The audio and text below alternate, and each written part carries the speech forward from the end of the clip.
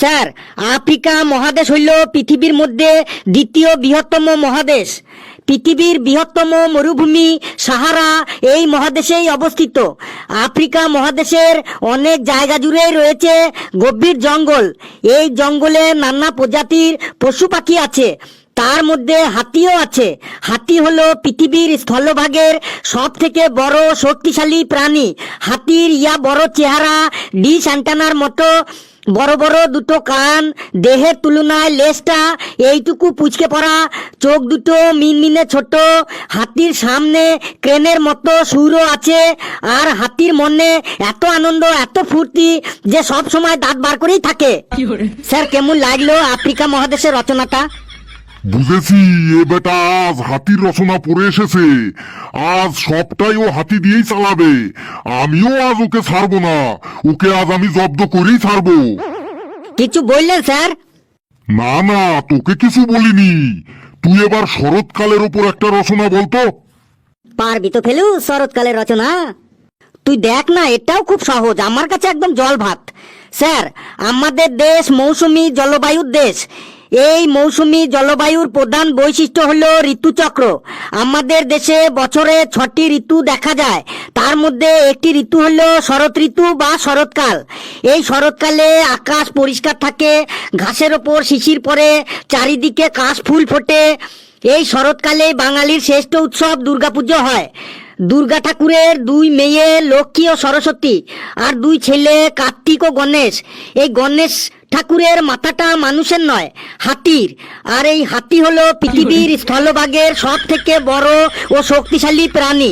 হাতির বড় চেহারা, ডিশ অ্যান্টেনার মতো বড় বড় দুটো কান, দেহের তুলনায় লেজটা এইটুকু পুচকে পড়া, চোখ দুটো মিনমিনে ছোট, সামনে ক্রেনের মতো সুর আছে।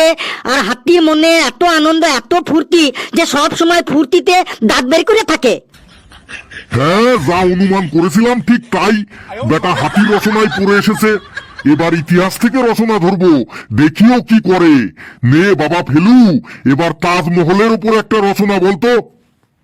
তোকে এবার বিপদে ফেলে দিল রে ফেলু। তাজমহলে তুই হাতি আনবি কি করে? তুই দেখ না, ঠিক পারবো। স্যার, তাজমহল হইল পৃথিবীর 7টা আশ্চর্যের মধ্যে অন্যতম। এটি ভারতের আগ্রায় অবস্থিত। সম্রাট শাহজাহান তার প্রিয়তমা স্ত্রী মমতাজের স্মৃতির উদ্দেশ্যে মার্বেল পাথর দিয়ে এই তাজমহল তৈরি করেছিলেন। তাজমহল যখন তৈরি করা হয় তখন উন্নত মানের যানবাহন ছিল না। তখন ভারী ভারী পাথর বহন করার জন্য 1000-এরও বেশি হাতি ব্যবহার করা হয়েছিল। আর এই হাতি হইল পৃথিবীর স্থলভাগের সব থেকে বড় ও শক্তিশালী প্রাণী।